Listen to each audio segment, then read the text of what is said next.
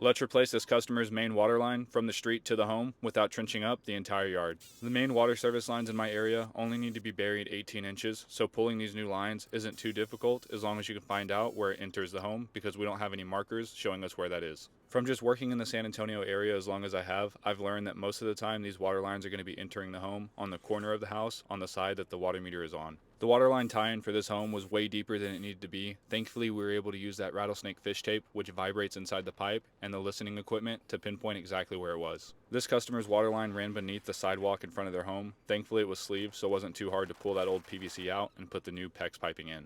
Once that was done, I cut the existing water line where it tied into the home, and then threaded the PEX onto the splitter head and puller before feeding the cable through the existing water line and prepping everything to be installed.